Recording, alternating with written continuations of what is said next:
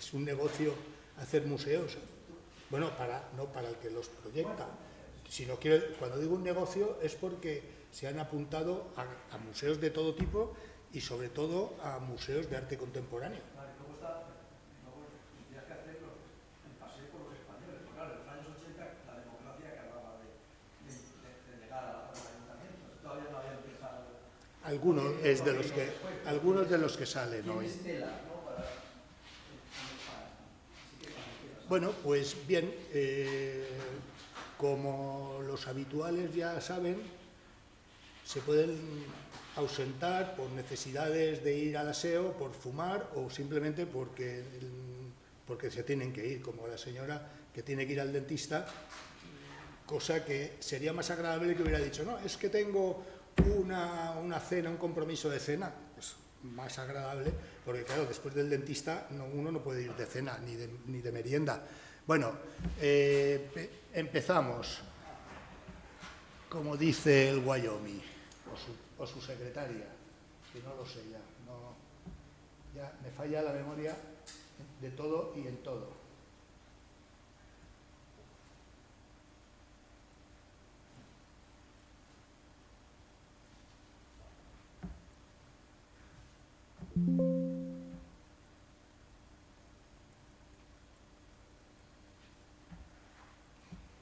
Bien, el título, como ha adelantado José Ramón, actuaciones desde los años 80, porque en cierto modo es, como José Ramón ha dicho, y yo estaba también con él, las últimas décadas han sido fructíferas en la realización de museos museos y ampliaciones de los existentes, destinados a todo tipo de colecciones.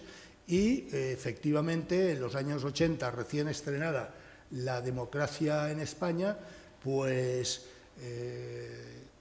las instituciones más importantes del Estado se dedicaron también a promocionar los museos, entiéndase el Reina Sofía, y no ha habido ayuntamiento que no haya hecho museos de algo, de mayor o menor valía en las colecciones, pero fundamentalmente en dar cabida a arte contemporáneo, lo cual pues, es una forma también de mecenazgo, dado el escaso interés que tienen nuestros fortunas importantes, salvo excepciones, ahora veremos alguna, de hacer museos públicos con sus fondos y su capacidad económica.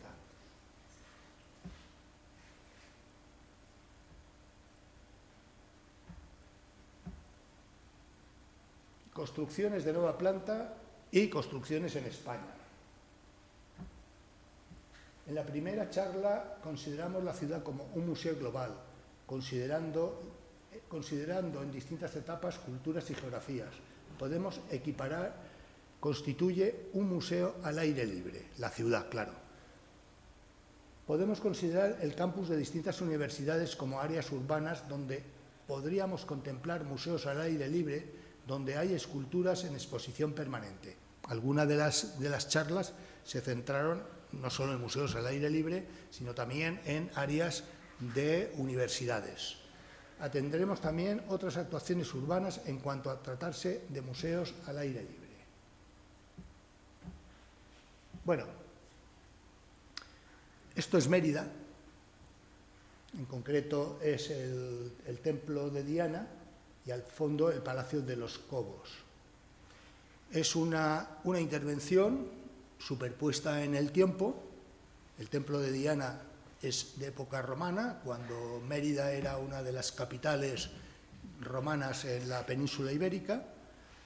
Se construyó, aprovechando esa estructura y maclándola, una serie de intervenciones que dieron lugar al Palacio de los Cobos y en época ya de los años 70 se llevó a cabo la restauración del frontis del templo romano y desvinculándolo, dejando detrás en un segundo plano el Palacio de los Cobos. Más reciente, y no era el motivo de explicar aquí, se ha articulado en torno a esa planta cuadrangular una plaza y un pórtico que hace de fachadas en tres de los 4 lados. Pero el arrancar con un templo romano es dar pie a la intervención hecha por Rafael Moneo en el Museo de Arte Romano, o en el Museo Romano en Mérida, en el que posiblemente una de las obras más conseguidas de Moneo, las hay que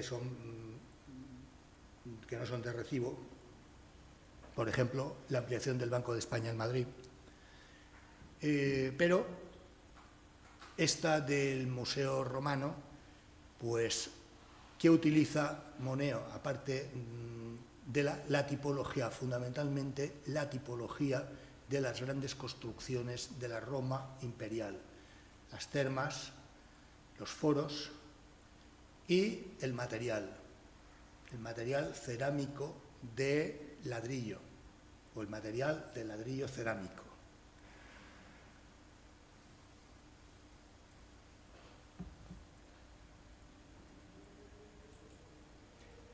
Bien, aquí hay una vista de la nave principal en los 2 sentidos, el de ida y el de vuelta, que se recorre por esa sala importante. Como pueden ver, pues en un sentido, en el fondo, hay unos elementos rescatados de las distintas excavaciones que cierran visualmente el fondo, y en el otro lo que tenemos es el espacio, el lugar del acceso. Y a lo que me refería, Moneo utiliza estos grandes arcos dispuestos en paralelo, lo que técnicamente se llama arco en diafragma. Es una sucesión de planos, que en este caso son los arcos, que vacían o que unen los contrafuertes y que sustentan las claraboyas que permiten la iluminación. Insisto, ¿dónde se inspira Moneo? Pues en las termas de Diocleciano, concretamente, sin ir muy lejos, porque las termas pues tienen esta estructura, aparte de la grandiosidad del lugar, del recinto. A Diocleciano le costaba poco dar la orden y que se cumpliera, y la luz pues era también cenital, donde podía ser conveniente, algo que por otro lado se utiliza en las termas, no solamente en las romanas, sino también en los baños árabes. Sin ir muy lejos, pueden ir a los baños árabes, si han ido lo conocerán, los baños árabes de Elche. La iluminación es cenital, y cualquiera de los baños árabes que hay repartidos por localidades en la península, pues recurren al mismo procedimiento. Bien, este es el espacio central, que el eje que sirve para articular en planta y dentro de los laterales y en cada planta, en las laterales, en distintas plantas, que sirve para desarrollar la colección. Por ejemplo, aquí en esta imagen ya estamos en uno de los laterales, donde hay materiales pues de distinta procedencia, de distinto uso, pues son los arranques de columnas, o son las lápidas o los elementos escultóricos que iban apareciendo, que Moneo utiliza, si se percatan, cómo está el museo en los museos capitolinos en Roma, en lo alto del Capitolio romano, donde Miguel Ángel reordenó el espacio con la escalinata, con el fondo de un palacio nuevo, y los laterales dando esa unidad de lenguaje arquitectónico. Y cuando se convierten los laterales, o al menos uno de ellos, en museo, pues la exposición de lápidas es siempre en paredes, en vertical. Bueno, las que toquen ser en vertical. Bueno, pues Moneo recurre a estos recursos que toma del pasado y se acentúa en el presente de cuando construyó el museo, que seguramente yo lo habré puesto inaugurado en 1986. Tengo que recurrir a la chuleta porque si no, pues la memoria me falla. Bueno, volvemos a los recorridos que Moneo establece. Estamos en un lateral donde va subiendo en plantas, la planta baja, un primer nivel y un segundo nivel que sirve para ir comunicando el recorrido que se puede hacer entrando por un extremo, ir zigzagueando y saliendo al final en la pared última del fondo, volviendo al inicio. Bien, volvemos al mismo sistema expositivo de colocar en las paredes de elementos no solamente lápidas, sino también, como pueden ver, pues pollos de las sepulturas o de las distintas piezas que se podían apoyar sobre estos pedestales.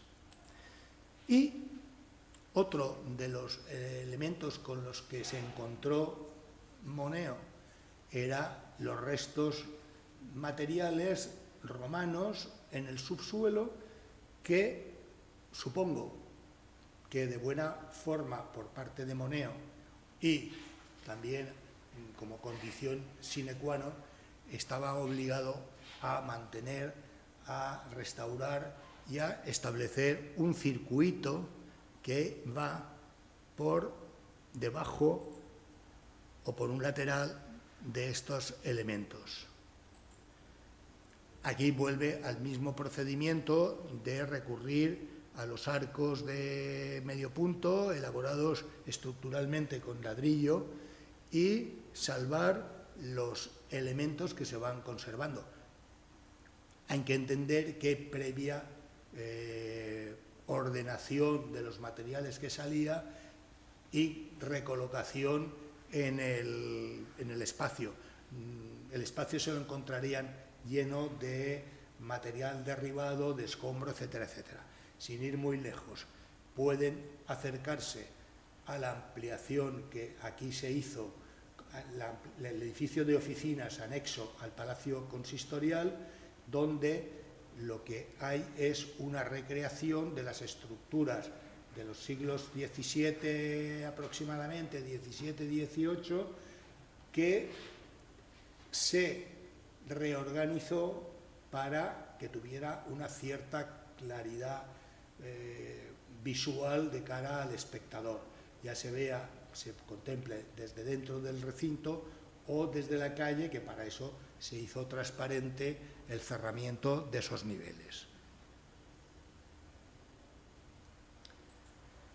Bueno, damos un salto en la geografía. De la ciudad de Mérida pasamos a Santiago de Compostela con el Centro Gallego de Arte Contemporáneo, y no es esta fachada. Esta fachada es de un edificio barroco que hay en el contexto donde se fue a construir el Centro de Arte Contemporáneo de gallego, ¿no? El Centro Gallego de Arte Contemporáneo, que es las banderolas que vemos a la izquierda. Pero estoy poniendo el contexto porque de arquitectura a lo largo del tiempo pues se ha utilizado en Santiago de Compostela y en buena parte de Galicia, pues los materiales, como en buena parte como siempre, los materiales autóctonos, aquí el granito. El granito, que es con el que se construye, granito básicamente gris, que es el que se utilizó en la construcción de este complejo. Vengo a decir esto porque el proyecto del que estamos hablando, de Álvaro Siza, el Centro Gallego de Arte Contemporáneo, el CGAC, es este edificio, que está porque, de motu propio, Álvaro Siza jamás habría utilizado el granito en esa el granito como material constructivo y material de cerramiento como envolvente del volumen del centro del museo. Le obligaron o le persuadieron o estaba en las bases del contrato, porque como ustedes saben, pues Santiago de Compostela es patrimonio de la humanidad, está sometido a unas disciplinas que impone la UNESCO. No sabemos si la UNESCO, no sé yo, si la UNESCO hubiera o no transigido en una versión habitual de la arquitectura de Álvaro Suiza, de la que ahora a continuación vamos a ver cómo resolvió el interior y cómo trató cuando no estaba con esos condicionantes. Y bien, bueno, pues sí que el volumen prismático sin decoración de planos tersos y con estos elementos que descuelgan y que cierran y que a su vez dejan perforaciones al margen de la planta, este prisma que se macla con el otro, lo del fondo, que no desmerece en cuanto a tonalidad, en cuanto a materiales ni a tonalidad, es lo que veíamos antes, el edificio anterior, probablemente un convento. Bueno, pues bien, pues tuvo que hacer el material, como digo, de recurrir al granito o utilizar el granito porque le fue impuesto. El granito gris. Luego tampoco tuvieron el mayor problema, aunque está alejado del centro urbano de Santiago de Compostela, en el horror ese que es el horror y despilfarro que es eso de Meyer allá en la cresta de el centro cultural de no sé qué, que ni es cultural ni es nada. El Eisenman, sí. He dicho Richard Meyer, ¿no? Ese, sí. Bueno, al menos cuando yo estuve por allí hace unos años, no había nada de nada y lo que había, más vale que no hubiera. No me refiero a la arquitectura, sino a la ocupación. Había que poner algo y pusieron, pues no sé, 3 altavoces de estos con sus micros. Por ejemplo, al menos el día que yo estuve por allí. Bueno, en el interior ya no hubo cortapisas a la intervención o a las propuestas de Álvaro Suiza. Es decir, ya su arquitectura sigue siendo la que conocemos, la habitual en el arquitecto lusitano, de planos lisos, superficies amplias y claras, tanto por el recurso a los materiales utilizados en el pavimento, como en la solución de los techos, incluso pues en la solución de la iluminación. Aquí estamos, pues como se puede ver, esto es la cafetería en el acceso, pues posiblemente esto es la tienda, donde además recurre a maderas y las deja en su color, que le da un cierto aire de contexto cálido. Bueno, en definitiva, lo que hace y repite Álvaro Suiza. No se pueden ir. Álvaro Suiza tiene una obra en la Universidad de Alicante, es el rectorado. No debió de quedar muy convencido porque difícilmente aparece en sus publicaciones. Me refiero al rectorado de la Universidad de Alicante. Bien, esto es desde el acceso, el espacio, el lugar, el vestíbulo, donde recurre a esta ventana alargada, totalmente apaisada, en el que se ve la transparencia y desde luego el edificio que tiene enfrente, pese a estar en un patrimonio de la humanidad, no es de lo más acertado, ni siquiera por el silencio pasaría, pero está ahí. lo digo porque lo acabo de ver ahora, ¿no? Es decir, cuando veo las fotos en pequeñito, esto no lo veo y lo estoy viendo ahora. ¿Qué recurre? Pues lo mismo, ¿no? Todo domina el blanco del pavimento, en el pavimento, las pinturas blancas en las paredes, el recurso a los pilares cilíndricos. Bueno, en definitiva, insisto, en su arquitectura, y rompe la linealidad de este elemento de cierre con este mostrador que era o debía de ser el mostrador de atención, de información a los asistentes al museo. Y, bueno, espacios amplios, también recurre en distintos momentos a espacios amplios. Claro, aquí estamos en un museo, supongo que alguien le daría el proyecto expositivo, no lo elaboraría él, y lo de menos aquí, o lo de más, o lo que apoya, es pues los elementos expositivos. Pero volvemos a lo mismo, ¿no? Suelo cálido. Yo les dije un día, hablando también de las diferencias de colores, que Carlos Scarpa, que es uno de mis arquitectos preferidos a la hora de ver cómo se restaura sin caer en el mimetismo, pues decía que los suelos deberían ser de tonos, de colores oscuros, dependientemente del material a utilizar. Carlos Scarpa recurre mucho al mármol y al hormigón puesto in situ como pavimento. El suelo oscuro, Carlos Scarpa lo utilizaría más oscuro. Aquí hay unas maderas en su color, las paredes claras y el techo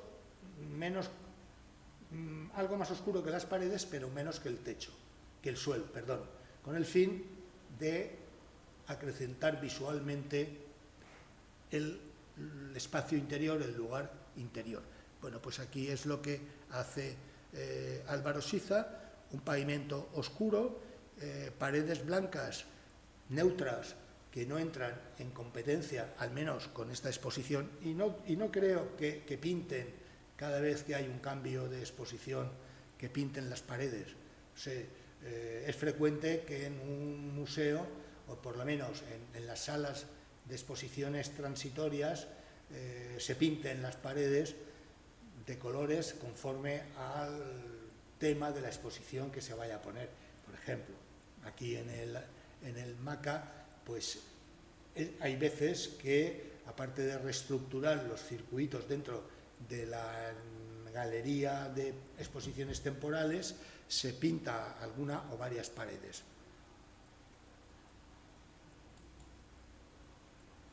Bueno, aquí hay un paso donde ha recurrido a la madera vista. Y ahora, siguiendo también en Santiago, pues hay un museo el Museo de Arte Contemporáneo de la empresa de Fenosa, de gas, de energía, gas y electricidad, que lo bueno de tener la sede social en una localidad, pues es que si van a hacer algo, lo hacen en la localidad y se enriquece el patrimonio de todo tipo de esa localidad. Bien, el Museo de Arte Contemporáneo, que no tiene nada que ver con el Centro Gallego que acabamos de ver. No sé quién era el arquitecto, pero sí que esto queda algo alejado.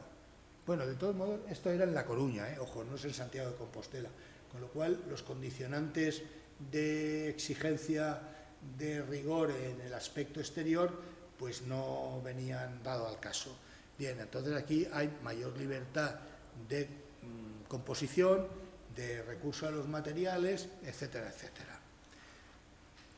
Como hemos visto a lo largo de estos seminarios, pues hay un recurso a la transparencia y el recurso a establecer la comunicación visual interior-exterior y exterior con el interior. La solución es esta. la naturaleza se mete a través de estos vidrios desde el interior, se puede ver todo el exterior y a su vez la naturaleza entra parcialmente o en la totalidad de un recorrido lineal en el interior de este centro expositivo. Bueno, uno de los temas de exposición me llamó la atención, creo que ya hice alguna referencia en alguna de estas charlas, a cómo la Fundación, estos de muebles, ya me vendrá, vimos el IKEA tiene las sillas expuestas en Reinhardsheim, que está contiguo, está en Alemania, pero se va en tranvía desde Basel a Reinhardsheim, donde el tranvía tiene una parada y se puede ver. Bueno, las 100 sillas que tienen de mobiliario tal, las tienen expuestas en alto, en una pared opaca, y están todas como aquí. Entonces, claro, aquí mientras que son el mismo modelo de 4 sillas con colores distintos, allí es una silla de cada modelo. Pero, bien, este criterio se ve que ha causado cierto interés y alguna vez lo he visto repetido, no solo en un museo, como aquí, o en un centro de arte, sino que lo he visto también en algún comercio. Volvemos a lo mismo, la relación interior-exterior, que tampoco era novedad, porque si se acuerdan, el Museo Louisiana, en las proximidades de Copenhague, pues a mí me llamó la atención hace 40 años, la primera vez que fui, porque de ver museos absolutamente cerrados, con luz cenital, pero a través del pavés, pues en Luisiana había ese contacto con la naturaleza a través de grandes ventanales, y aquí pues se va a este recurso, donde además se ha establecido una zona de estancia con esos sofás para poder, bueno, pues contemplar el exterior o al mismo tiempo contemplar el interior, también con acabados blancos, en colores claros en general en el suelo y colores absolutamente blancos en los alzados y en las paredes, con un sistema de iluminación, probablemente el que se llevaba en el momento haya o no cambiado. Sí, creo que les hablé un día que en el Museo de Bellas Artes estaban cambiando el sistema de iluminación, pues supongo que por 2 motivos. Primero, porque ya estaría agotado, y segundo, porque a lo mejor pues consumía mucho y a lo mejor el rendimiento que se obtenía de los puntos de luz no era el adecuado.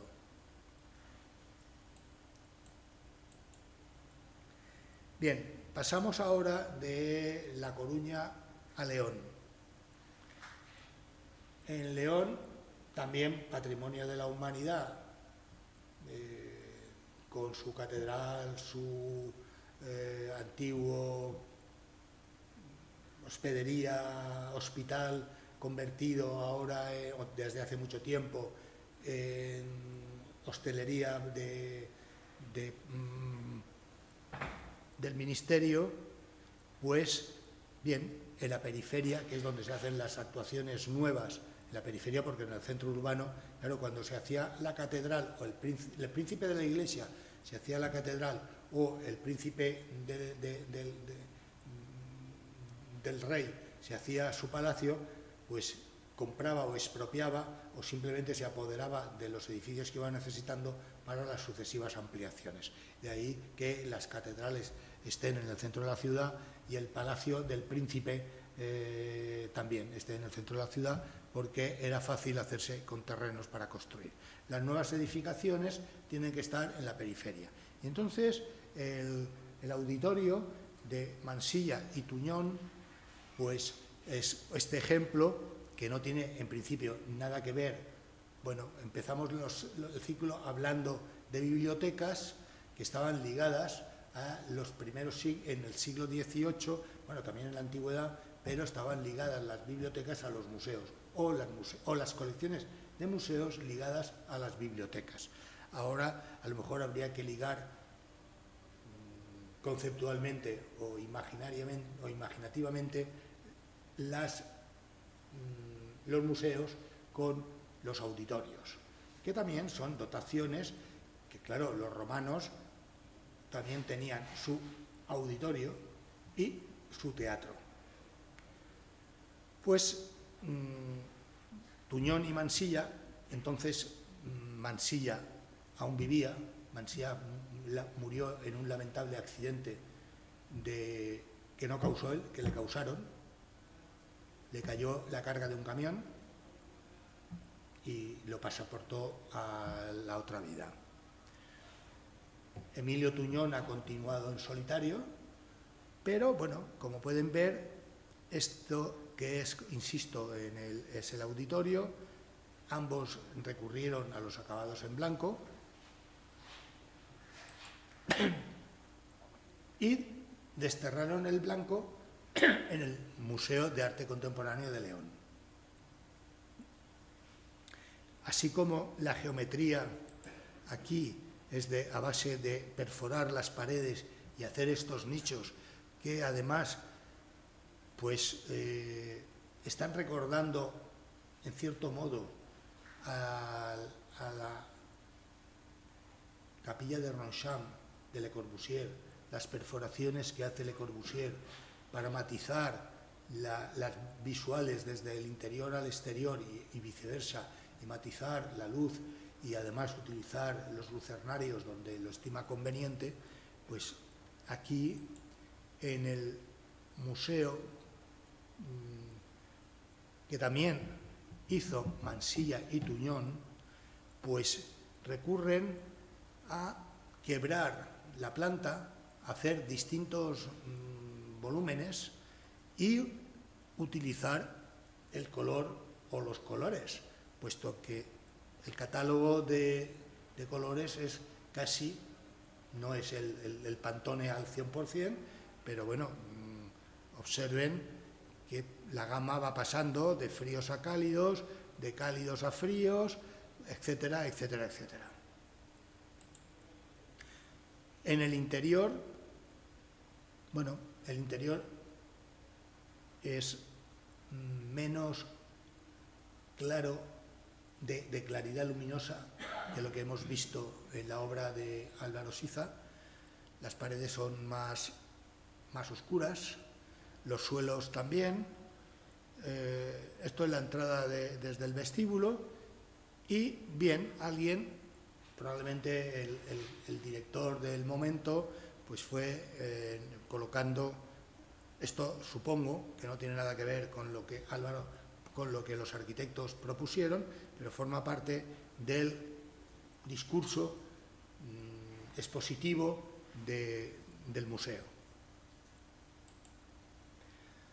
Claro, el museo, hemos visto en la primera imagen que es extenso, que se abre en un recorrido sinuoso al exterior, de tal manera que desde la calle uno se ve abocado a entrar, y en el interior, más discreto en los cerramientos, hay patios que permiten el acceso de la luz a través de estos lucernarios abiertos o estos patios absolutamente abiertos, que lo vemos aquí, que se refleja la luz en el suelo, y a través de las paredes pues iluminar parte de las paredes, iluminar en el interior, que es esto, de paños, sin embargo, muy opacos, porque, claro, hay que preguntarse dónde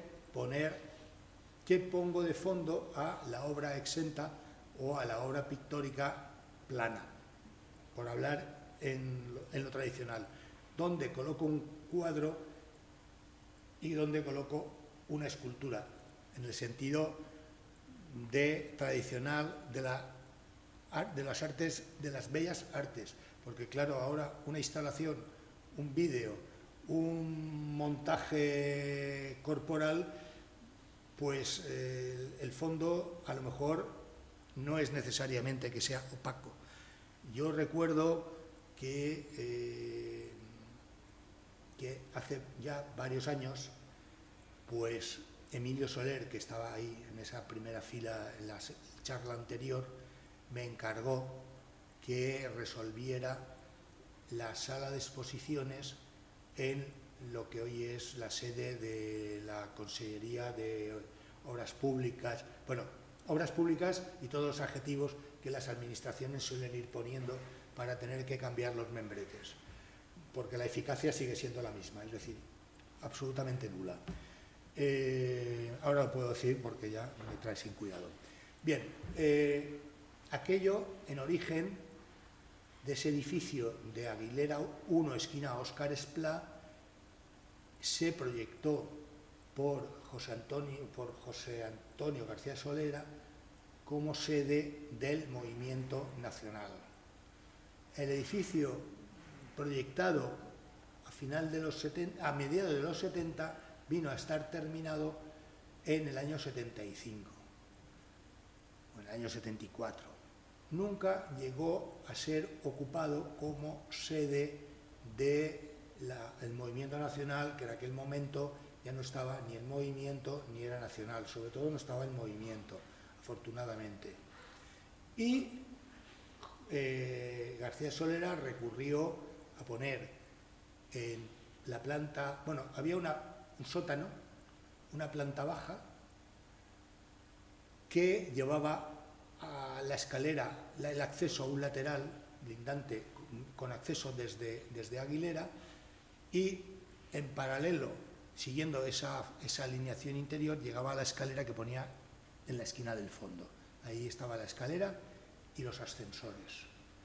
Delante dejó una serie de columnas que él o ya en el uso acristalaron, probablemente antes de cerrar el edificio, pero dejaron la primera crujía en paralelo a las dos fachadas abiertas y dejaron es como si aquí hubieran puesto aquí y aquí esto cerrado, y eso para poner no sé qué, pues pusieron la linotipia del diario Información y no sé si un par de esteras hechas de cañizo, nada más.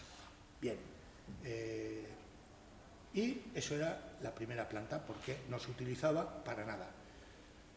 Y arriba, en planta de podium, toda la solución ocupando todo el solar, estaba el salón de actos para las reuniones supuestamente de recibirse los aplausos de los consejeros nacionales del movimiento o los locales con los que iban a aplaudir.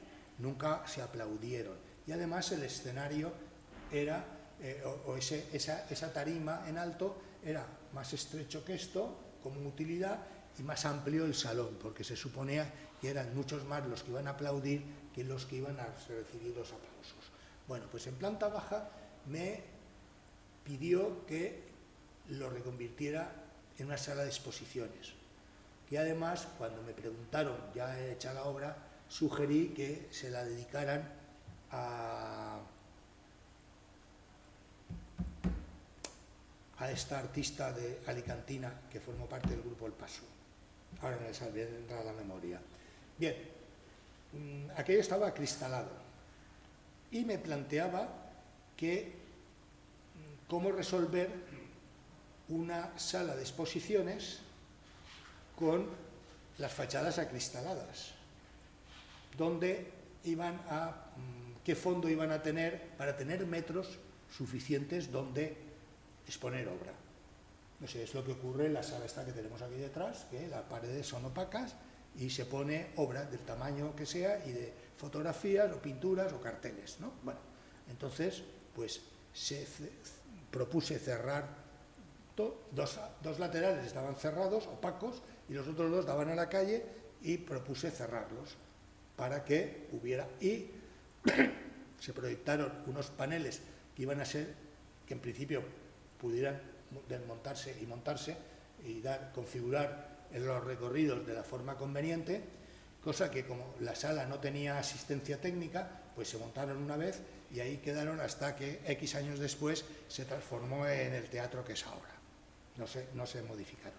Y para que hubiera y no perder el contacto con la calle, la esquina pues se dejó acristalada, y además, como la puerta de emergencia había que ponerla en algún sitio, pues venía bien para poner la puerta de emergencia ahí.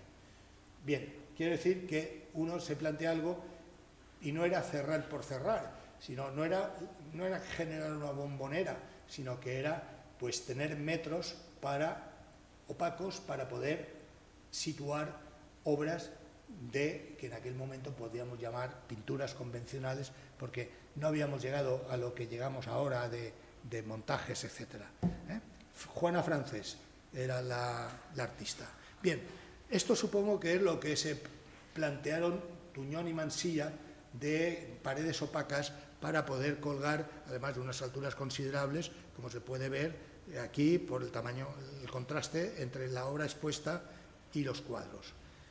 Bueno, la última obra, de las últimas obras de ya fallecido Mansilla, Tuñón recibió el encargo de Elga Alvear, señora coleccionista, de marido empresario adinerado, y ambos dos dispuestos a coleccionar obra de arte de artistas contemporáneos, actuales, y en un momento determinado, hace pocos años, la señora Elga Alvear, que además era galerista desde tiempo inmemorial, en Madrid tenía su galería de arte, una o dos locales, no les aseguro cuántos, pero en cualquier caso, bien, Elga Alvear y su marido dedicaban dinero a la compra de arte actual. Supongo que también arte del pasado que no está expuesto en este museo. Y con un convenio con la Junta de Extremadura o con el Ayuntamiento de Cáceres, etcétera, pues hicieron este museo adosado a un edificio ya existente que da a una calle urbana.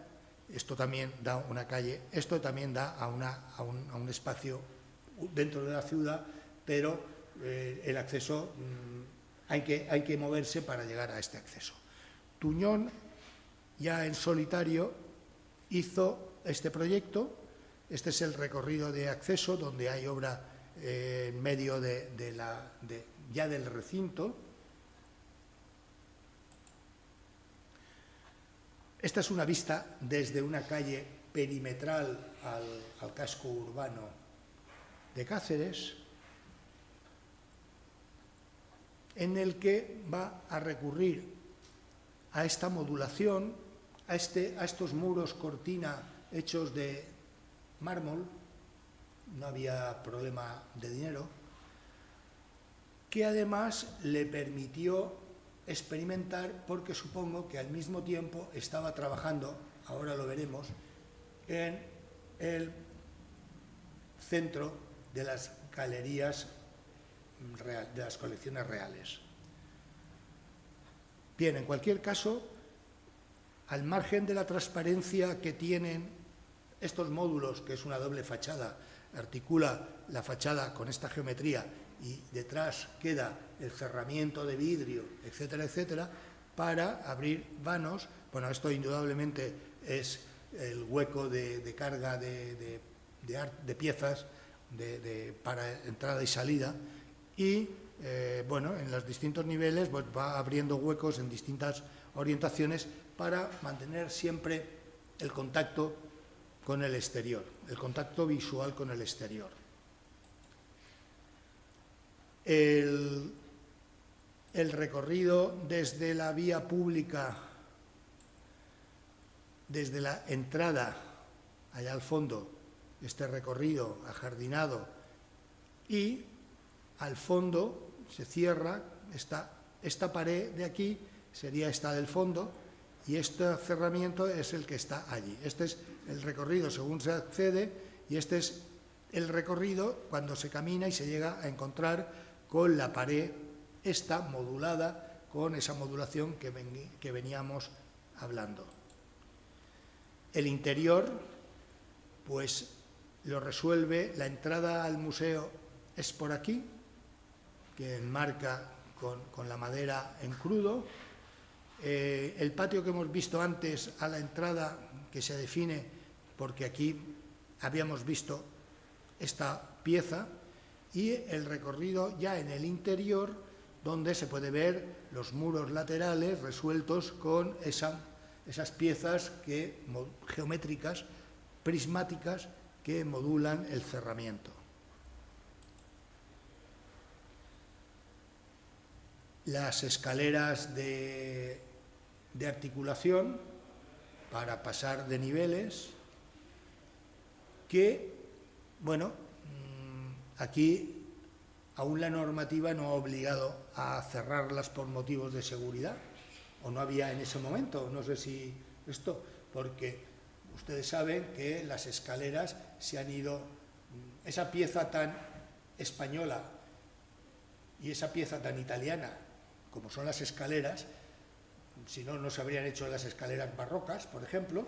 Bueno, pues la normativa obliga a que las escaleras estén protegidas por cuestiones de seguridad contra incendios y demás, por las inefables puertas de hoja de hierro, opacas, etcétera, etcétera. Bien, pues aquí esta es la misma escalera tomada, pues como antes en el recorrido de ida y vuelta, aquí desde la parte superior, que es esta, a la parte inferior, que sería esta otra. El contacto de la fachada hasta luego, que vaya bien el dentista, sea suave. Y algo que ahora, cuando veamos el Museo de las Colecciones Reales, vemos que recurre al doble cerramiento, al doble trampaño de fachada, el que veíamos antes de los módulos prismáticos, y utilizar los módulos de madera para resolver la cara interior más cálida, que es la que está en contacto con el transeúnte dentro del recorrido por el museo. Vistas del museo, no se sabe quiénes son los visitantes ni los representados. Esto es una obra de Juan Muñoz, que también fue un artista fallecido relativamente joven. En el museo, en el MACA, hay una pieza de Juan Muñoz, en vez de ser 3 personajes, son 2, pero que como se miran en un espejo, pues en vez de 2 hay un reflejo, y por tanto son 4 figuras las que podemos ver simultáneamente. Aquí pues son 3 que están dialogando o hablando, siempre con esa referencia al número 3 de las 3 gracias que se dan desde la escultura clásica en adelante.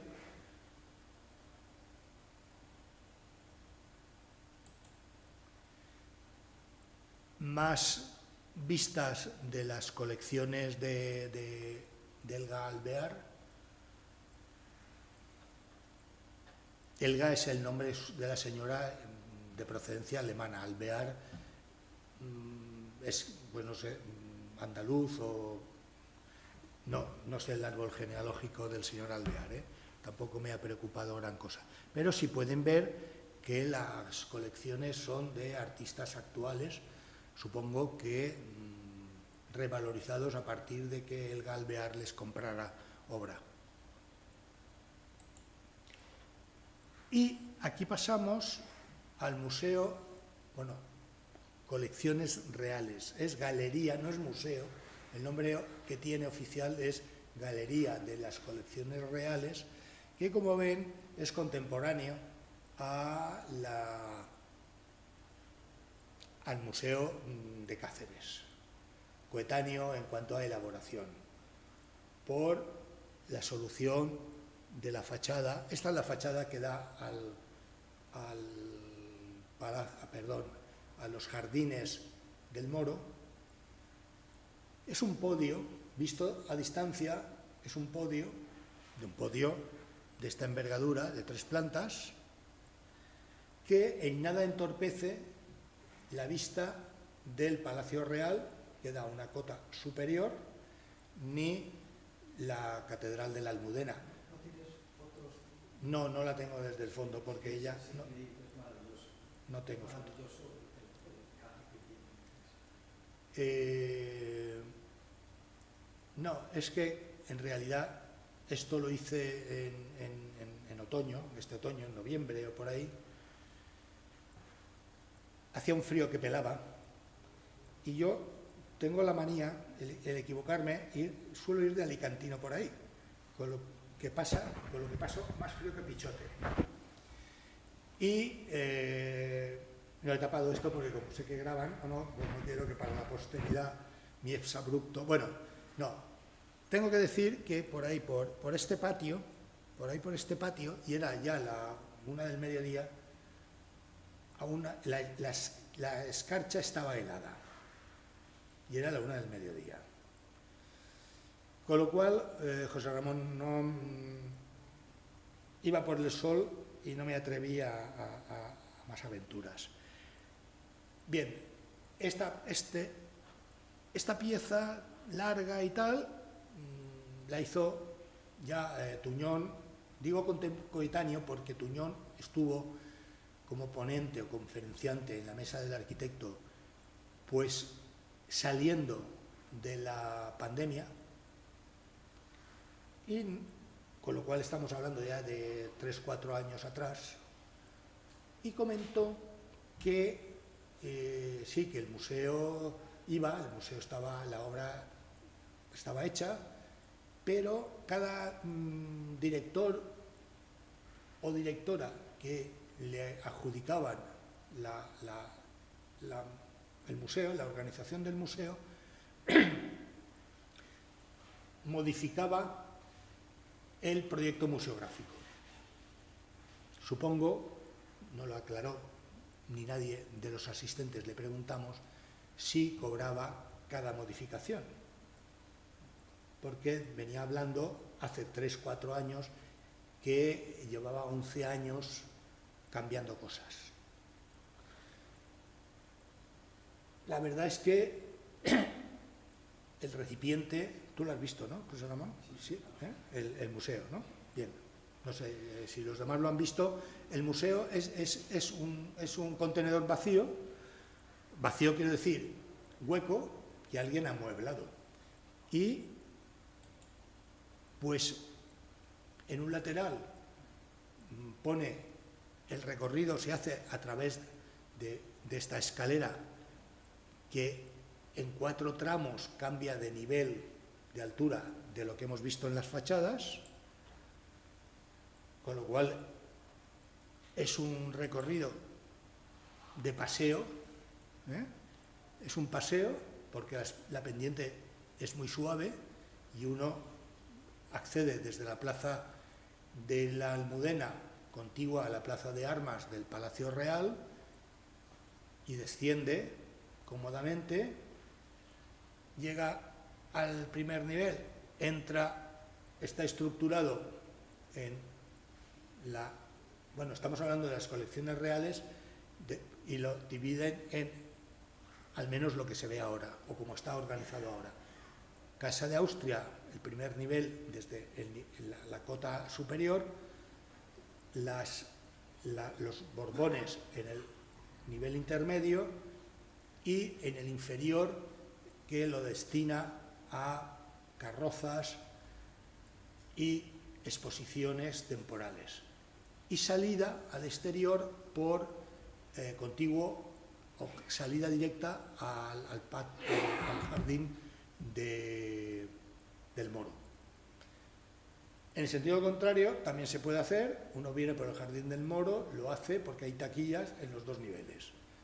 Hace el recorrido, pero la pendiente es un paseo comodísimo que nos invita a buscar el ascensor, que también está ahí, y entre otras cosas porque además está el montacargas de las piezas que están expuestas. Bien, estamos llegando, bueno, Mansilla, ojalá hubiera podido colaborar, Tuñón, las salas son cerradas, opacas, para no interferir visualmente y poder tener superficies donde apoyar. Estamos hablando aquí ya de arte tradicional, aquí no hay montajes ni vídeos. Bueno, vídeos sí, ahí al fondo tienen montaje audiovisual, ¿no? Pero las colecciones son, las paredes son opacas porque hay que tener elementos de sustentación y de fondo de arte tradicional, pintura, escultura, grabados, planos, dibujos, etc.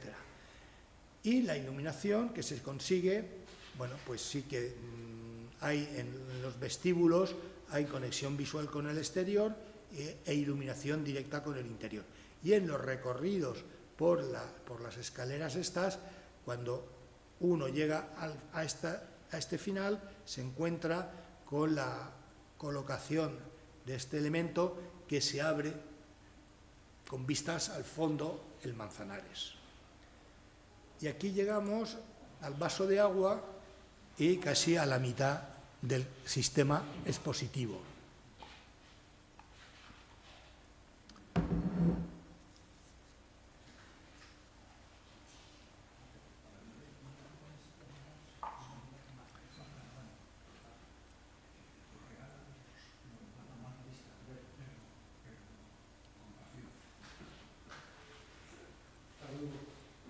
Hasta luego.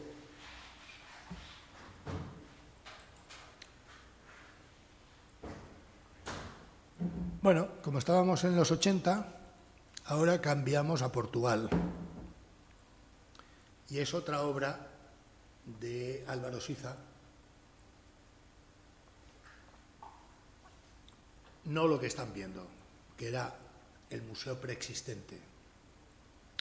Estamos hablando en Oporto de la Fundación Serralbes y el edificio existente, este que les señalo aquí, con vistas, organizado en un jardín, en una superficie amplia, ajardinada, con vistas en un sentido y en otro, y los accesos.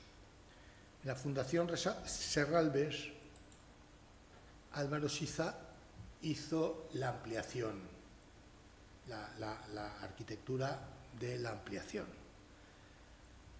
En principio, sin condicionantes de utilizar materiales y, por tanto, recurrió a sus criterios compositivos de planos rectos, planos propiamente planos, colores blancos. Aquí supongo que se acusa que la fotografía es mía y, por tanto, el blanco sale más bien grisáceo. Y lo que es también muy propio de la arquitectura, volúmenes sencillos, sin ornamentación. Álvaro Siza suele hacer de forma casi constante este tipo de quiebros. Si no recuerdo mal, la Escuela de Arquitectura en Oporto tiene voladizos de este tipo y quiebros de esta manera, ¿no?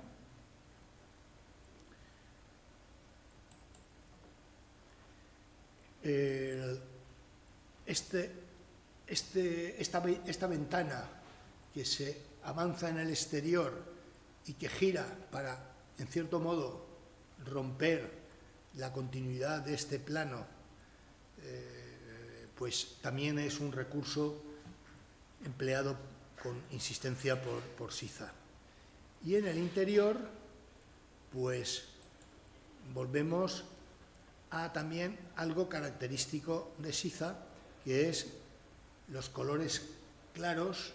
En este caso, el mármol utilizado en el suelo y en este zócalo es del mismo color, ese beige muy claro. No me pregunten porque no sé de dónde procede. Y el resto de los paños verticales y el techo, pues en blanco.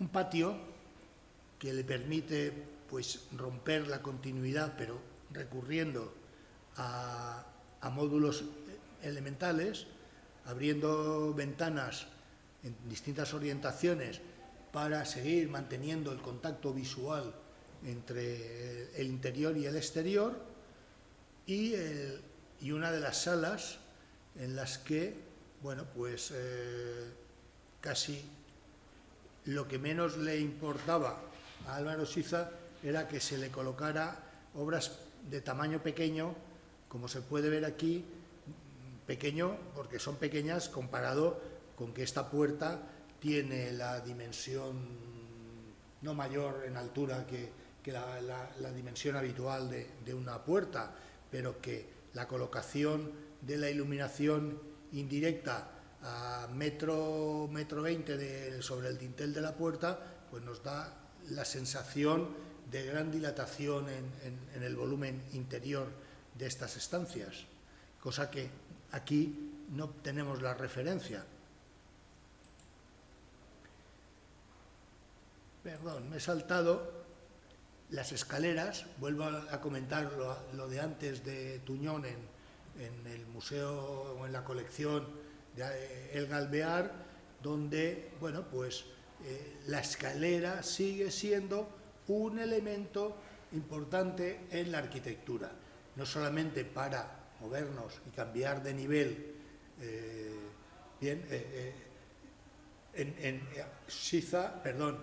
Tuñón en la colección de las Galerías Reales utiliza la rampa como un recorrido cómodo, un paseo, y en la colección El Galbear recurre a la escalera.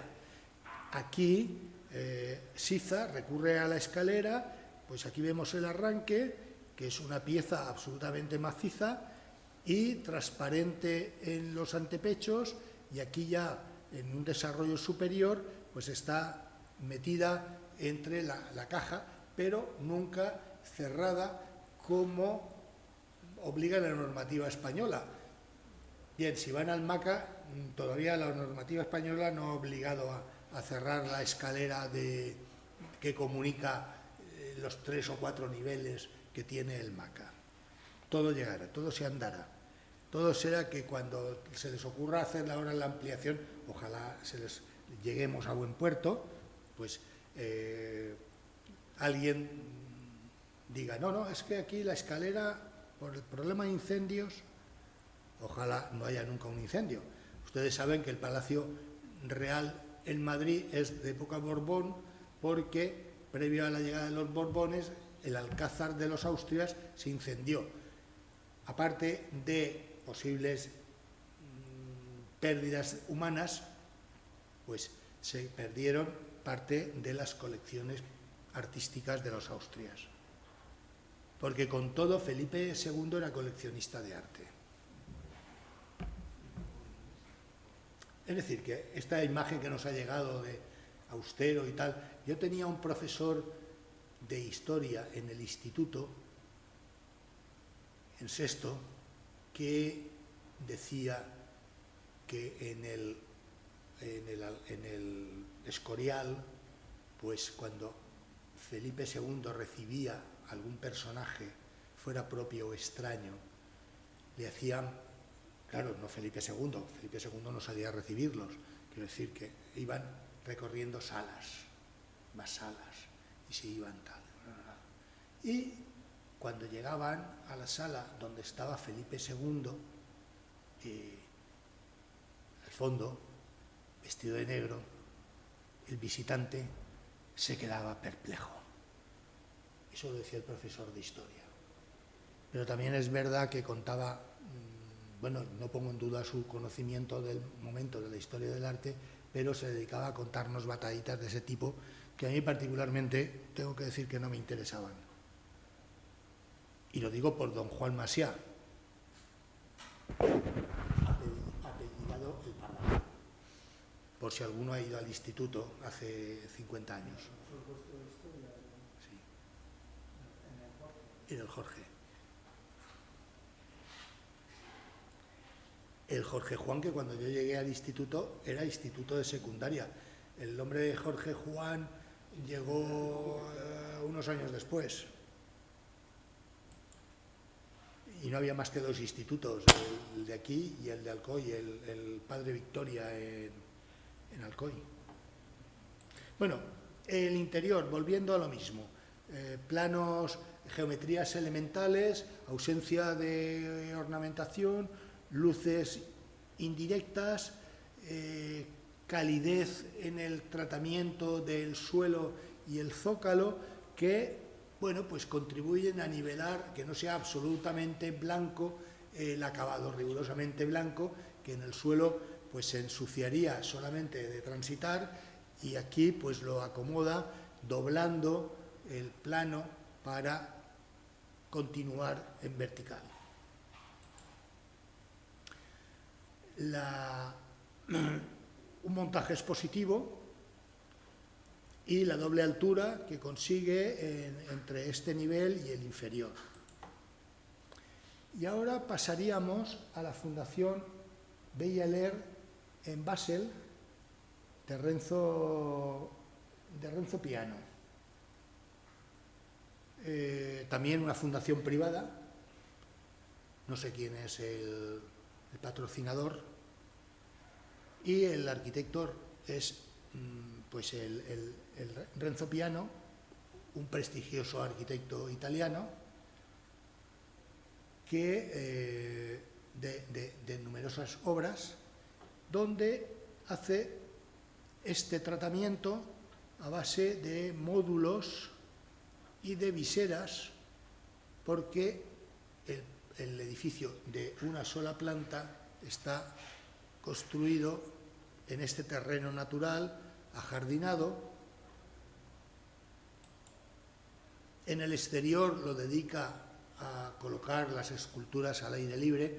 Lo hemos visto a lo largo de estas charlas, donde las esculturas están al aire libre, por aquello de que normalmente están hechas con materiales, las que están hechas con materiales que permitan estar al aire libre, ¿no? Metales, piedra, mármoles, etc. Porque esculturas en madera, pues salvo que el artista pretenda que se deteriore con el paso del tiempo, pues no van al exterior. Chillida, de tu artículo del otro día, pues la obra fundamental la tiene en el exterior. Como yo me suelo dejar las cosas por ahí, pues el año que estuve haciendo ese recorrido, pues por la tarde, noche, que me senté en un banco de un lugar ya público, lejos de tal, pues me dejé la cámara fotográfica, cuando me levanté me olvidé, y cuando llegué a no sé dónde me acordé de la cámara fotográfica. La cámara fotográfica ya nunca más la recuperé.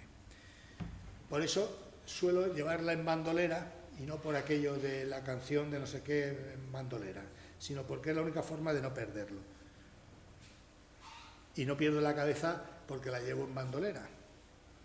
Bueno, otra escultura al aire libre, esta, la del fondo. Los personajes son naturales, en un espacio amplio. Y el museo, la cubierta ondulada que hizo Renzo Piano, cuya arquitectura poco tiene que ver con lo que hemos visto ahora de volúmenes prismáticos, pues lo que hemos visto por un lado de Álvaro Suiza o de Mansilla.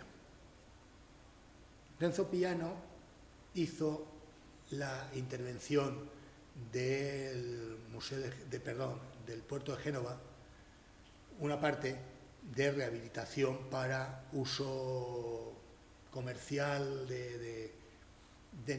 no necesariamente vinculado al tránsito marítimo. Él era genovés. ¿Eh? Él era genovés. Sí. Bueno, su obra más interesante es el Pompidou que hizo Con el británico. Sí, exacto. Sí, cuando eran jóvenes del pop. Sí, eran unos jóvenes del pop que, claro, no sé si el Pompidou hoy en algunos sitios no lo habrían dejado construir, pero en alturas mantiene la línea de los edificios de la época de Haussmann, al margen del vaciado y tal, pero claro, un museo sin que haya una plataforma de acceso que permita actividades al aire libre tampoco tiene sentido. Es lo que va a faltar aquí en el MACA toda la vida, a no ser que decidan expropiar la iglesia de Santa María, cosa que veo difícil. Corramos un estúpido velo. No, es que habría una continuidad. Hay una continuidad entre la plataforma de la escalera y... Incluso hablaba de subterráneo también. Bueno. No, podría ser una alternativa. Improbable, pero bueno. A fin de cuentas, bien, vale, no, sigo que por este terreno pues meto la pata. Y te sale tu vena Bueno, ilustrada. La maqueta y dos vistas del interior donde se percibe el recorrido, las ondas del exterior. Renzo Piano los traslada son estructurales, y entonces juega con eso, le da dinamismo, etcétera, etcétera. Y volvemos a la escalera. Es que la escalera ha sido fundamental en la arquitectura europea. Mi conocimiento de otros países es ínfimo y, por tanto, pues de los japoneses hablaría de los paneles móviles que en el siglo XX o final del XIX empieza a utilizar determinados arquitectos con cierta profusión, ¿no? Pero no utilizan escaleras. Cuando hablan de escalera, Santiago, en Europa, es algo general, desde Suecia hasta el Mediterráneo, o así como el patio más Mediterráneo,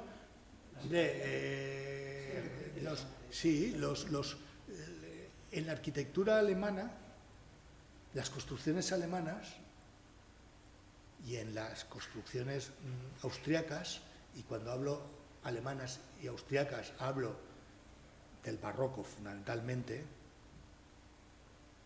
hay escaleras impresionantes, tan impresionantes como las que se utilizan en España o en Italia en el barroco.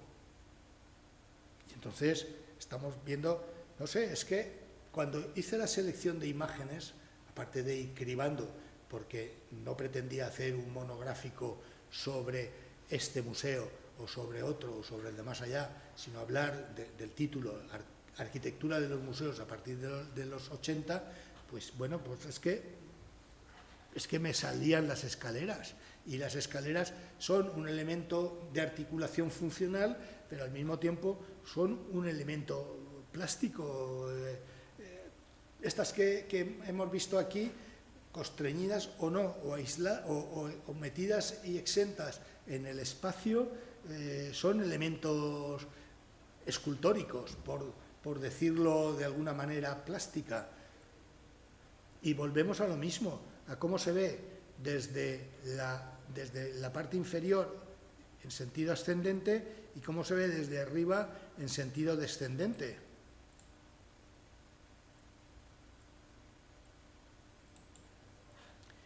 Bueno, unos talleres de trabajos y la cafetería, bar, restaurante, comidas, que sin entrar en el menú que puedan ofrecer, pues es algo que suele estar en buena parte de los, por no decir en el 100% de los museos en el extranjero.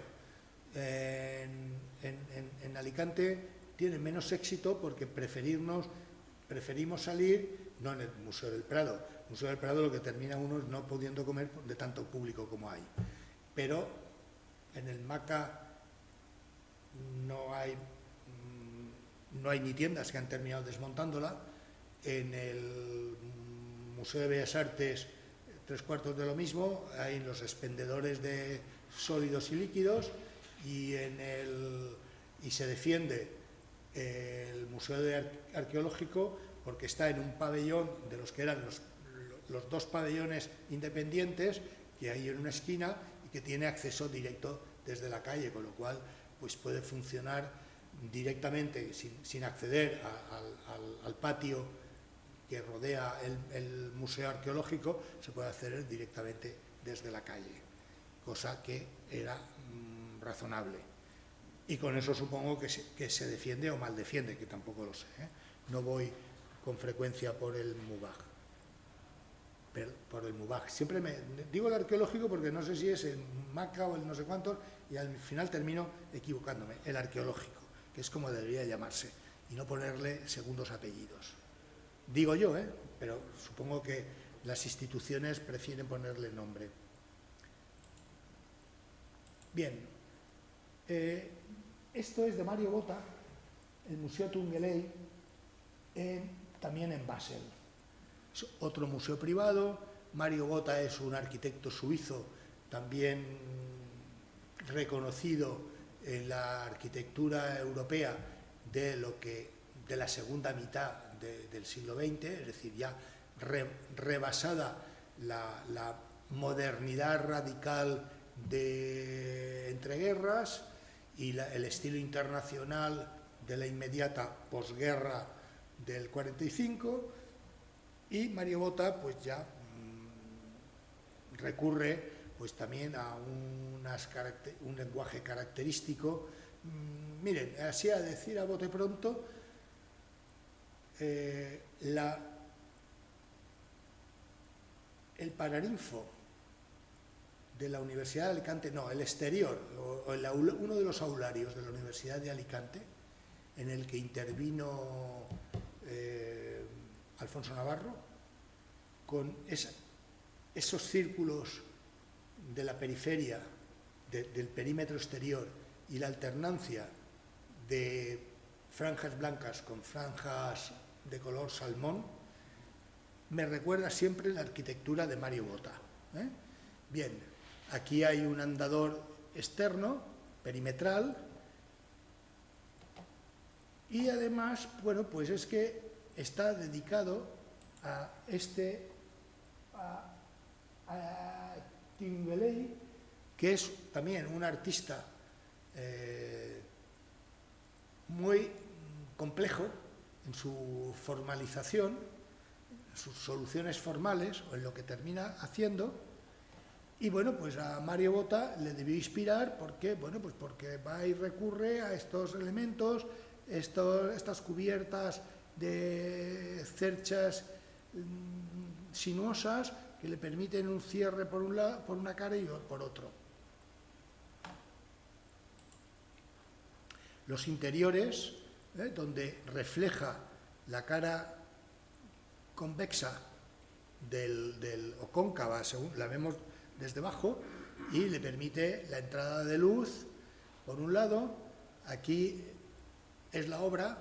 También es verdad que utiliza el pavimento como el blanco en las paredes, solución neutra que compromete poco o nada a cualquier exhibición de obras de arte, sobre todo cuando estamos hablando de obra plana.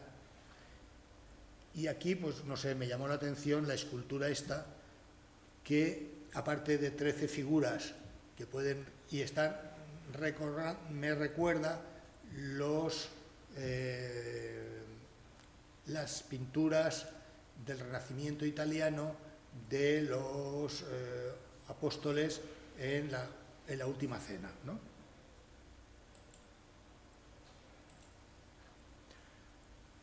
Otra vista, aquí nos da idea del espacio, seguimos viendo la curva del fondo, la altura que se consigue, porque da lugar a la presencia de estas mamparas y la colocación de este modelo de biplano en el espacio de la altura mayor.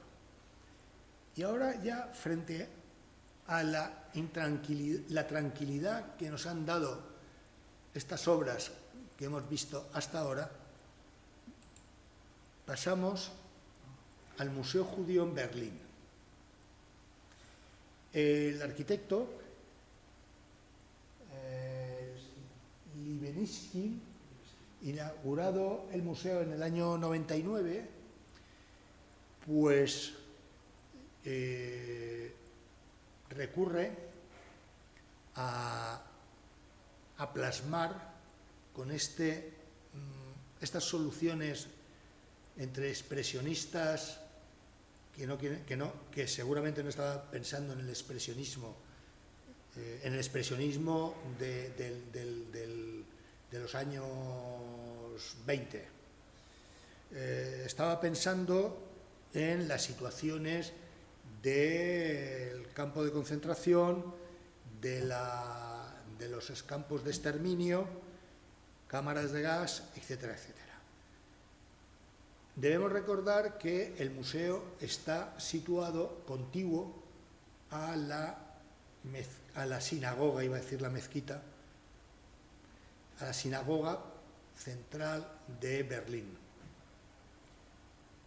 Bueno, calle por el medio o parcela contigua, pero vamos, está la parcela está la sinagoga principal y a continuación el museo.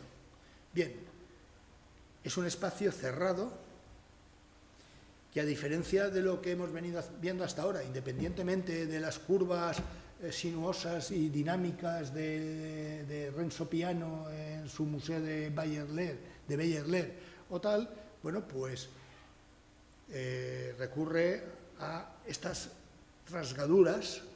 Ya no son ventanas, son rasgaduras dramáticas de abrir heridas en las paredes. Y por cierto, se me ha pasado o se me ha descolgado, y estaba esta tarde cuando yo he visto que en el Museo Bayer-Lehr había unas vistas, pues se debe de haber perdido. Bueno, no, porque había unas vistas del interior con distintas obras. No sé por qué la magia estaba esta mañana cuando he repasado las imágenes. Por eso de que además había muchas que estaban dobladas.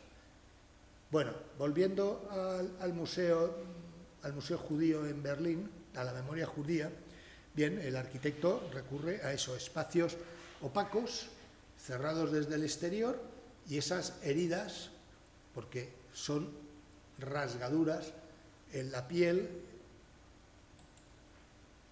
que repite, los volúmenes, sí, son planos rectos, son aristas, pero el perfil en planta es quebrado, y a diferencia de lo que veíamos también Álvaro Siza, hemos visto que ahí en la fundación de Oporto pues recurría a quiebros y a volúmenes sencillos, pero aquí son volúmenes contundentes, planos contundentes, y las rasgaduras en todas las superficies.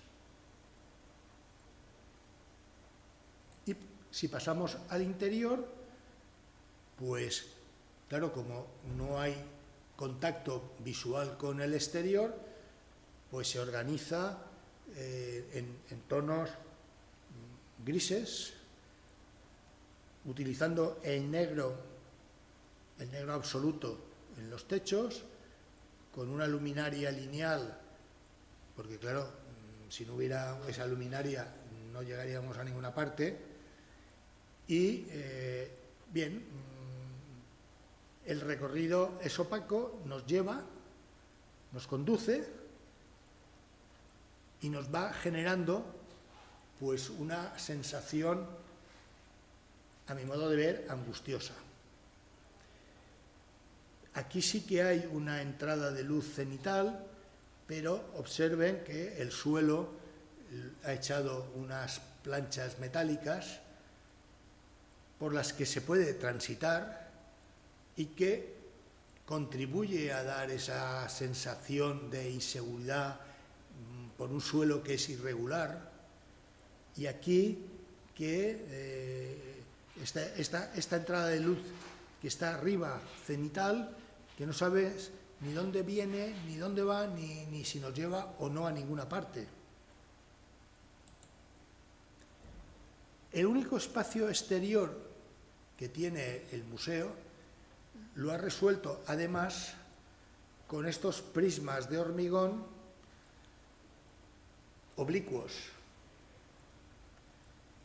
que contribuyen a, ya que estamos en luz, en la claridad, al aire libre, vamos a dar sensación de inseguridad, de inquietud con estos prismas que no se van a caer porque son de hormigón y están bien anclados, se presupone, pero en cualquier caso dan inseguridad en el recorrido o en el recorrido a través de las dos alineaciones que marcan estos prismas.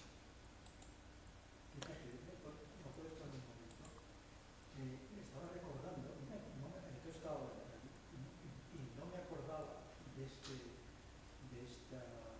especie de espacio libre que hay, ¿no? Y entonces, hace poco, no sé si escribí un artículo sobre los monumentos, sobre el problema de los monumentos, las tensiones que hay, y hablé del Museo del Holocausto de Berlín, está cerca de esto, ¿no?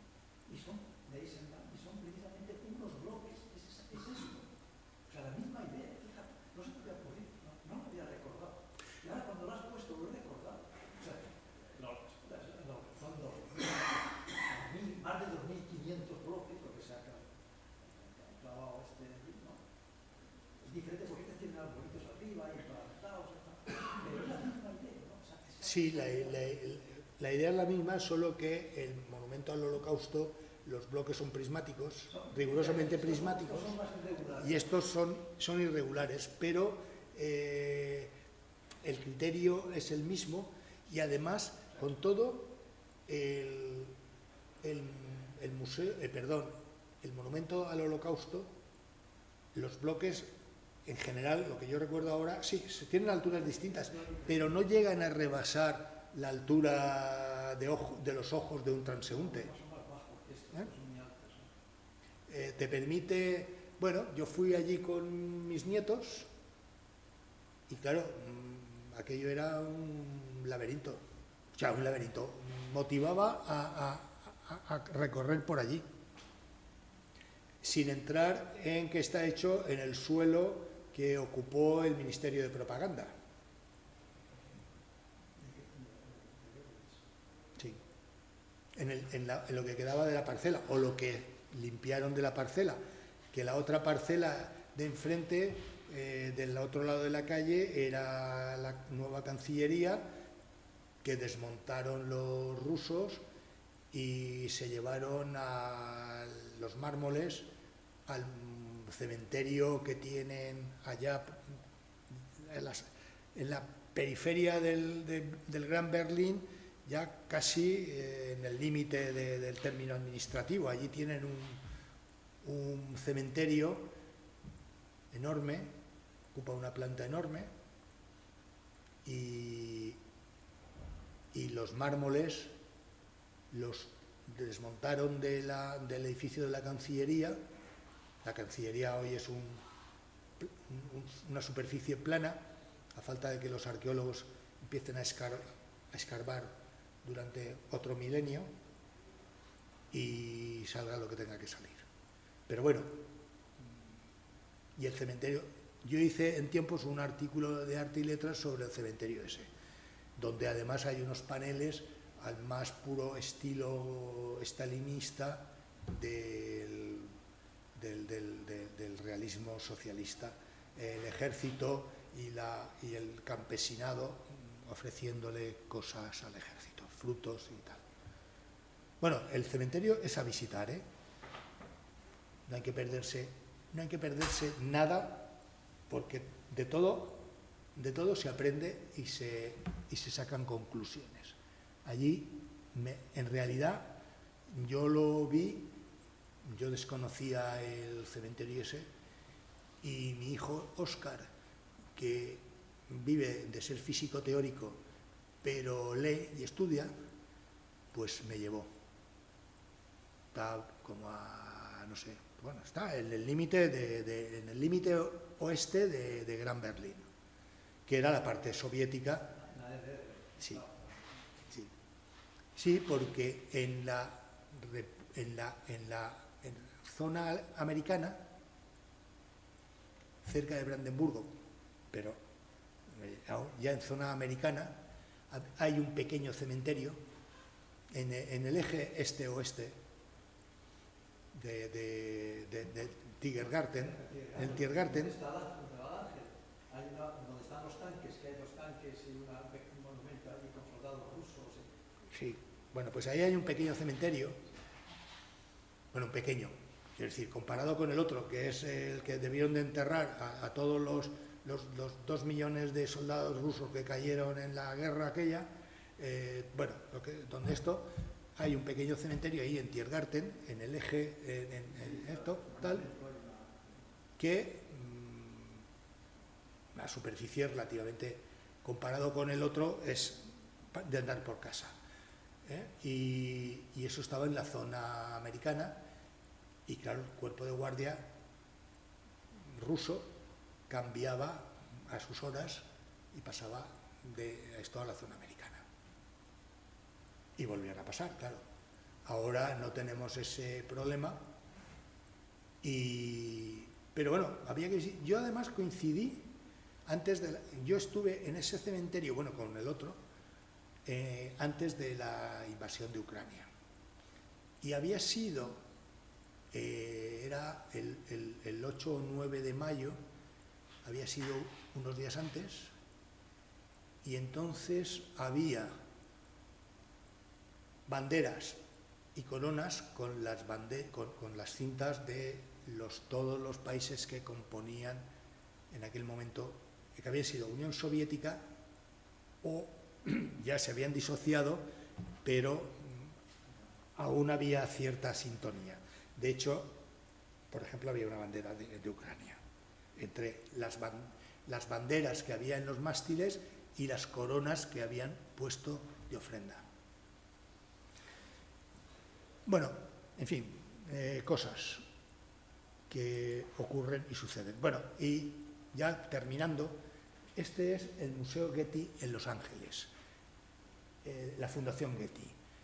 Otros potentados que coleccionan obra de arte, que coleccionan obras de arquitectura, que allá en una cima, bueno, Los Ángeles es lo que se puede apreciar al fondo, bueno, aparte de que Los Ángeles es enorme en extensión superficial, pero bueno, pues por ahí se ven unos rascacielos que es el downtown de la ciudad, ¿no? Esto está en una colina, hay que ir, es proceso, no sé, creo que va un autobús cada lo que sea, y en definitiva hay que ir en taxi y volver en taxi, porque si no, no llegas.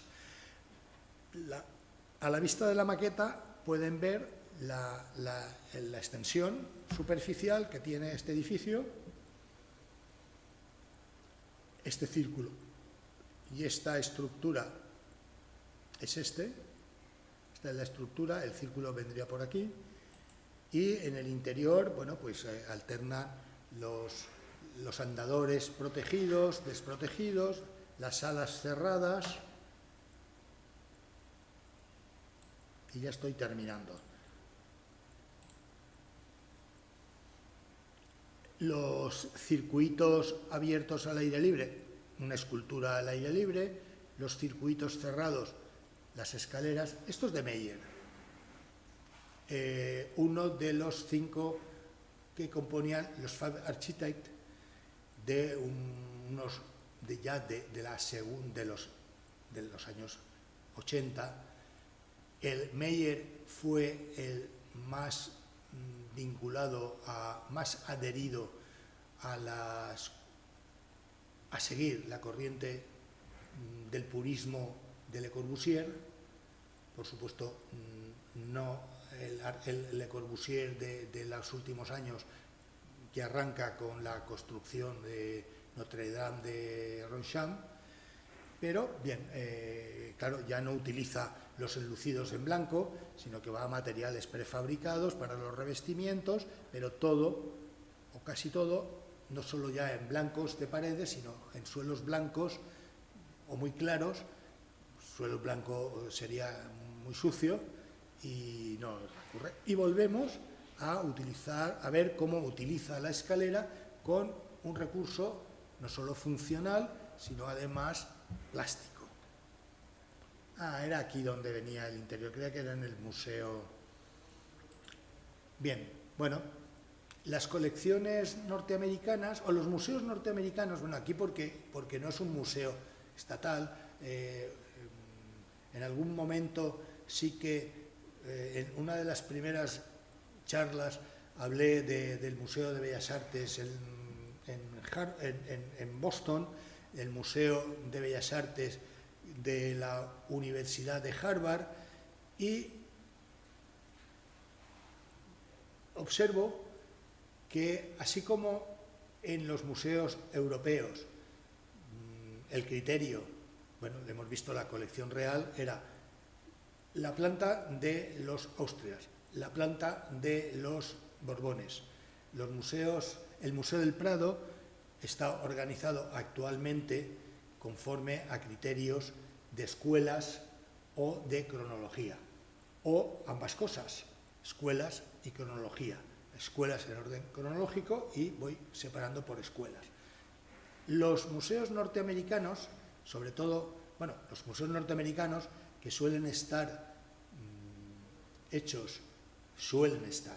o es lo que he ido observando en los pocos museos norteamericanos que he tenido ocasión de visitar, a base de donaciones de privados, de coleccionistas privados, pues entonces, y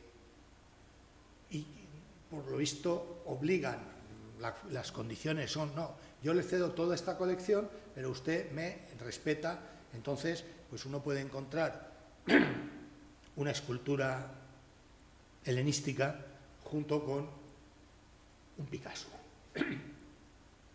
Eso no se daría nunca en un museo español o en un museo europeo, salvo que se quiera montar pues una cierta comunicación. El Prado ha hecho enfrentar a Velázquez a lo largo del pasillo longitudinal, ofrecer en un lado Velázquez y en otro Goya, de oposición, contraposición. Bueno, ahora yo no lo he visto, pero sí he leído que el museo de la colección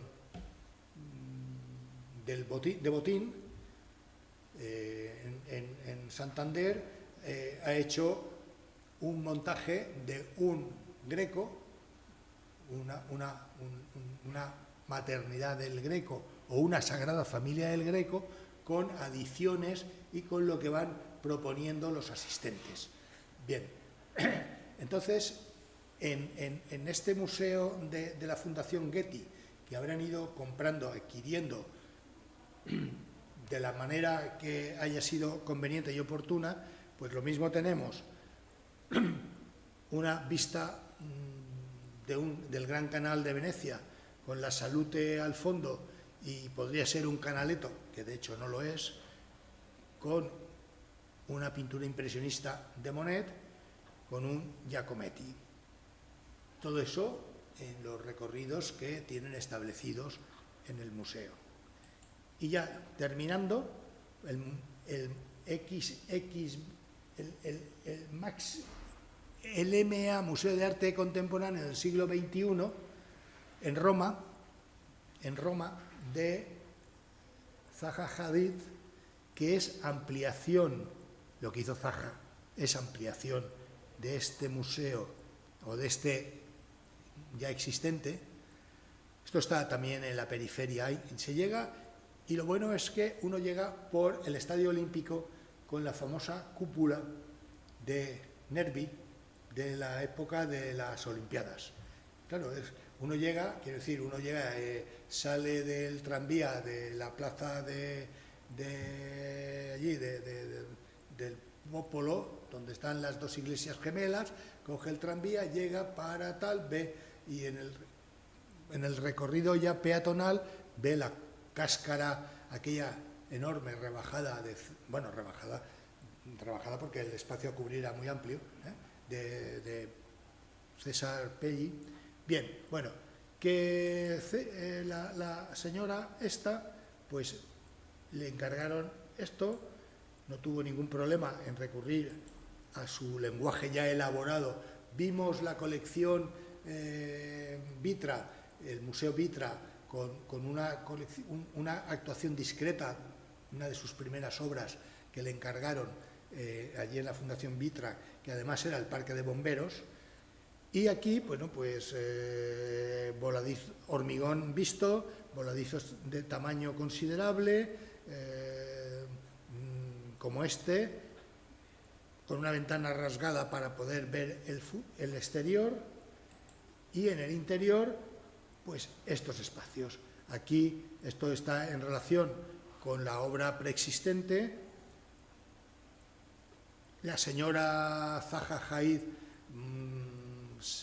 era porque lamentablemente falleció precisamente en una de las mesas del arquitecto en el que estaba Anascu,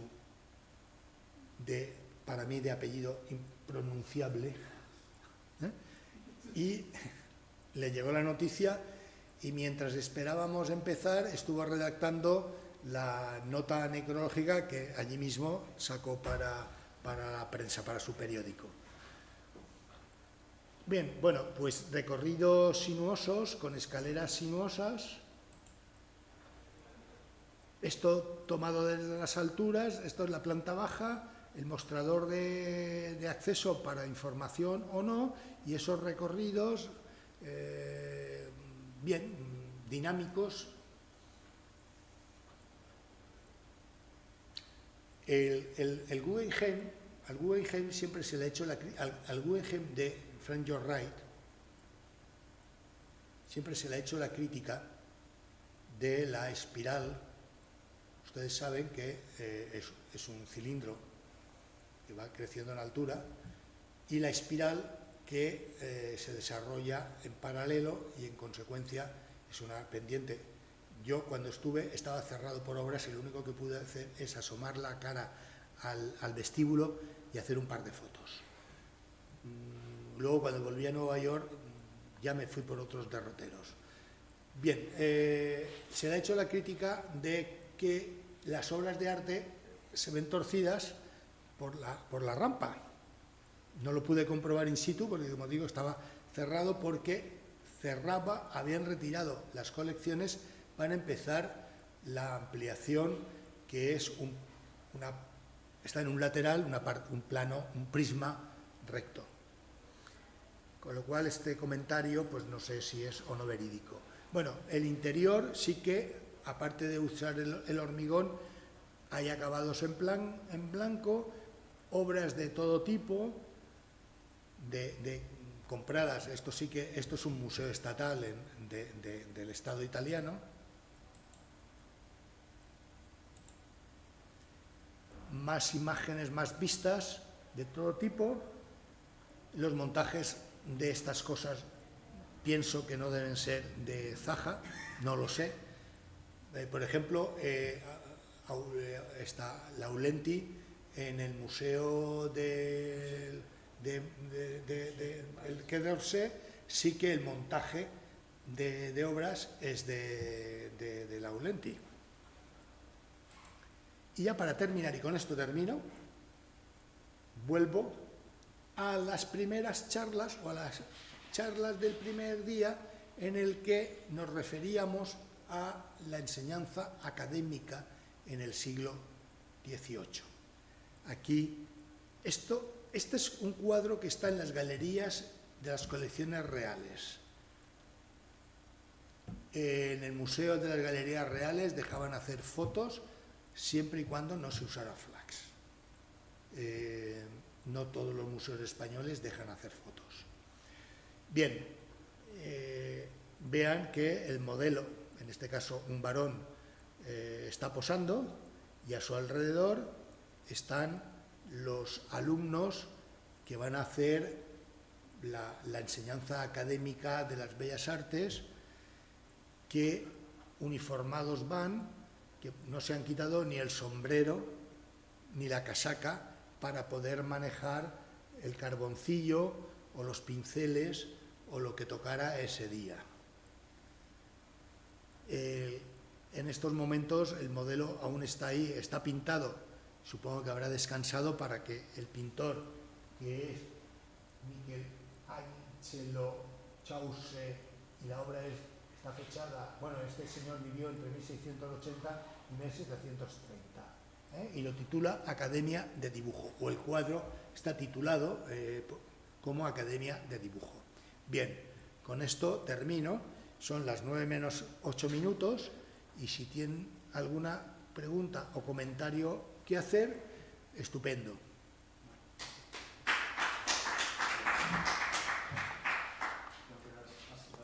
Buen curso del ciclo la conferencia de la ¿Tenéis alguna pregunta?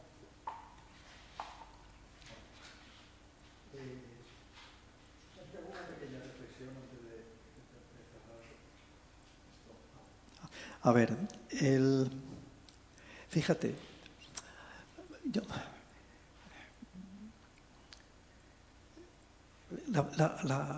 los museos de Moneo me parecen iguales.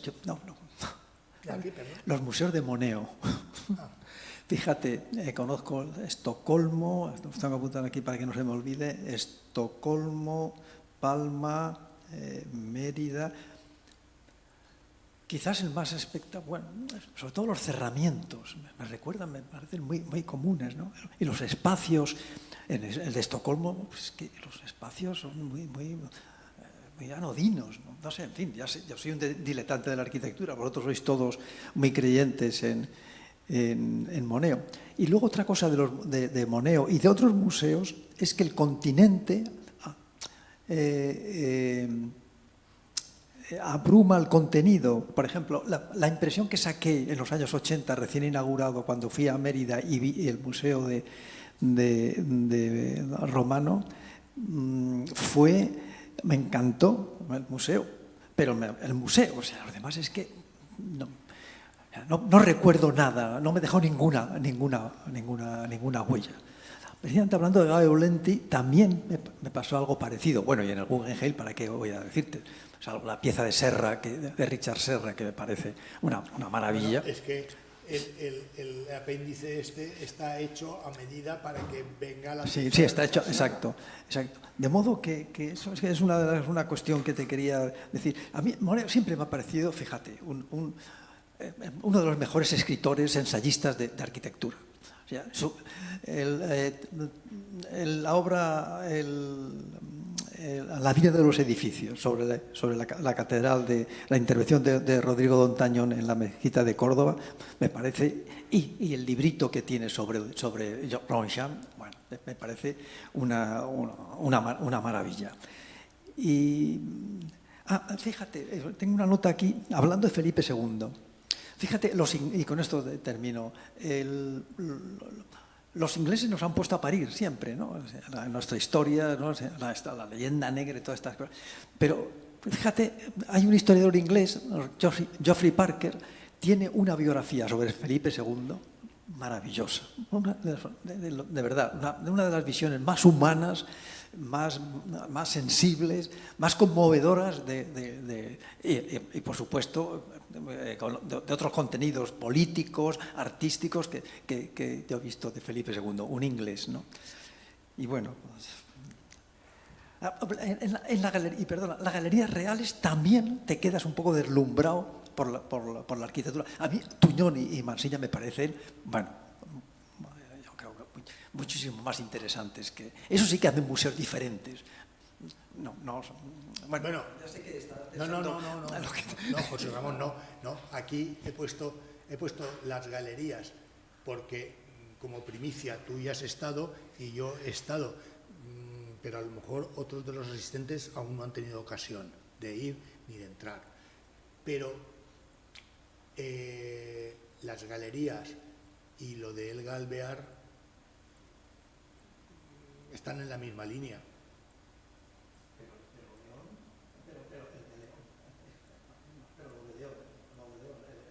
El museo el MUSAC. El MUSAC. Ya, sí, bien, es distinto, sí, pero las galerías y lo de Elga Alvear,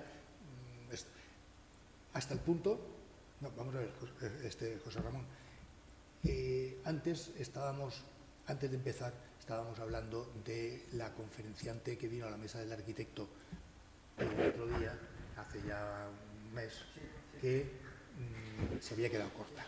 Bueno, cuando luego nos fuimos su marido, ella y yo, o ella, su marido y yo, y tal,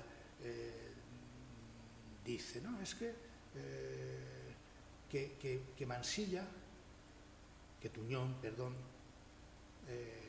se estaba repitiendo con lo de las galerías, los cerramientos. Sí, quizás, sí, pero ese espacio, no lo sé, quizás cuando te guste, te llena, me pasa con García Solera, con Javier, que quizás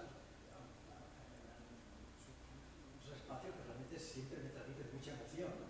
Pero otros me cuentan, no, es que siempre tiene un lenguaje muy definido, ¿no? Quizás al fin y al cabo esto es muy subjetivo, Santi. Sí, por supuesto, José Ramón. La subjetividad y el diletantismo, claro. Pero que quería hacer esa reflexión.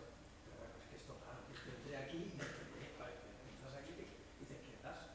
En los años 80, que además no estamos acostumbrados a estas escalas. Pues, vamos, con las cosas cuadros aquí. Aquí, y lo que pasa es que no la tengo fotografiada, hay un referente allí mismo en Mérida, que es lo que queda del arco de, no sé de qué romano, lo que queda, ¿no? Es decir, está este círculo y se transita por bajo y se pasa de una parte a otra, una plaza, y quedan, pues no sé, la jamba y la otra jamba y el paso y el arco rematado por arriba, que también puede ser un motivo de inspiración, no solo el que comentábamos antes de las termas de Diocleciano en Roma, pero la escala esta y el arco aquel, bueno, pues claro, aquí es que la escala nos la da las vigilantes de sala. Y fíjate, en el Orsay, es que me gustaban más los impresionistas en el Jet de Pont, ¿te acuerdas? De la pieza pequeñita aquí, pero muchísimo más. Pero es que Galea Aulenti, que también le dediqué un escrito, no sé si cuando en Arte y Letras, pero bueno, es que Galea Aulenti es una neobarroca que no tiene problemas en recargar. Y dice, bueno, aquí, antigua estación, la nave del patio de vías, o como técnicamente se llame, en términos de ingeniería de estos, ¿no? La playa de Vías, tal. Bueno, pues yo aquí más chula y pataplán.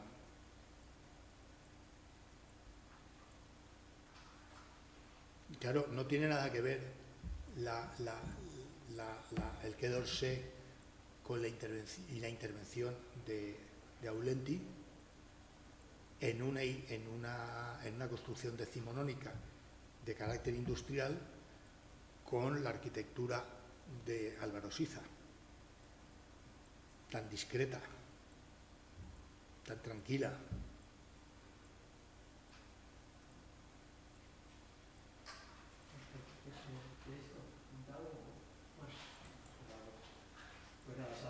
Bueno, pues mucho y hemos disfrutado acompañándote en estos viajes. Que tengan muchos años para disfrutar, para seguir viajando. confiemos.